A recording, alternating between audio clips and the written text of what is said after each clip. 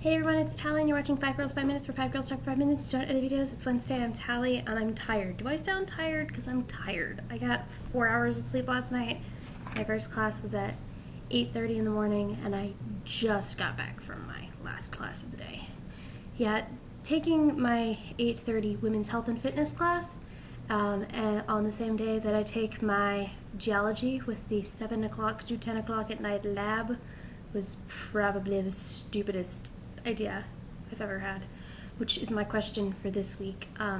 What is like the stupidest thing you've ever done scheduling wise? Okay, so favorite season. I'm just going to answer questions. I'm actually caught up on everyone's videos. I just haven't had a chance to comment.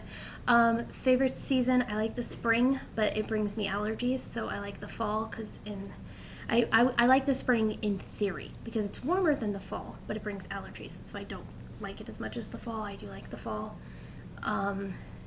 until it starts getting cold. Okay, award shows. I usually start out watching award shows and then I watch like the opening and then I just kind of watch the highlights the next day. The only exception to that is the Tony Awards. I love the Tony Awards. I think have the last 4 years of the Tony Awards on my DVR, and I wasn't even attending this, but Memphis 2010 Tony Award winning Best Musical. I usually watch it with a friend or friends, and it's really fun. Okay, and then we were all talking about peanut butter and jelly. I'm amazed by how many of the people on our channel do not put jelly on their peanut butter and jelly sandwiches. I think I mentioned this. I do not eat jelly on my peanut butter and jelly sandwiches. They're peanut butter sandwiches. They're delicious. Although I much prefer just to eat peanut butter out of the jar with a spoon. My preferred is creamy. I like the Publix brand reduced fat. That's my favorite kind of peanut butter. I'm really boring today. Okay, so, but that answers everything except for what I think of looking for Alaska. So, okay, I don't read a lot. I used to read a lot. I used to read incessantly, and now I read fan fiction incessantly, but mostly because I don't have to like be paying attention to it, and it's with characters I already know, and it's just kind of a breezy thing to do. So I've not, and when I read books, I tend to read chick lit, or I read young adult or kid lit that I've read 100,000 times before, mostly by Kate Kleiss, or I read books by authors that I've read their stuff like a million times. I get new books, like E.L. Konigsberg. I have a lot of her books. And so, reading Looking for Alaska, I'm trying to lead into this, kind of reminded me why I used to love reading.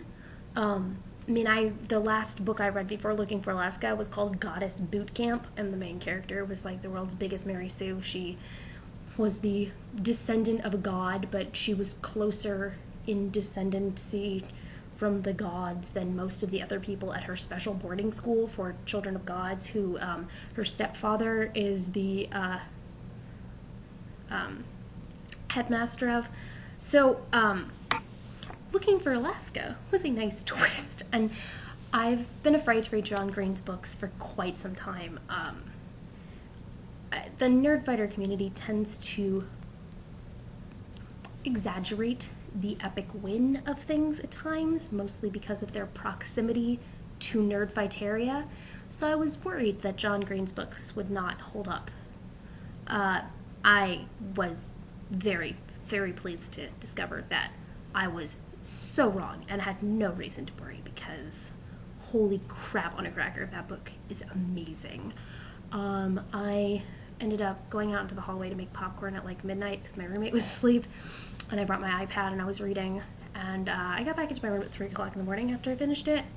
So good. I mean, it was just unbelievable. I mean, my only issue with the entire book was, I'm trying not to be spoilery here, but at the end, the last day of the year, as they're leaving, they get something, and I thought it was kind of a cheap trick. I kind of felt like it was better unconfirmed. I felt that it was already pretty clear that they didn't need that extra bit. I mean, maybe if I read it again, I might see something more to it, and maybe as I was getting to the end, it was 3 o'clock in the morning, and I was just kind of like, holy crap, I just need to finish this because it's so good. No, but Looking for Alaska reminded me why I like reading. So, Tara loved the fox hat. I guess that's it. I'm talking really slowly because I'm really tired, and I'm sure you're all like, Callie's computer must be messed up because she's talking really slowly. But I'm not going to record this again because I got back from my lab and I get in time to watch Modern Family and Cougar Town, and I want to wrap this up before those start and have time to make popcorn. So I will see you all next Wednesday. Actually, a question about that. Tara or Itzel, would either of you be willing to trade days because my Wednesdays are so crazy? Let me know.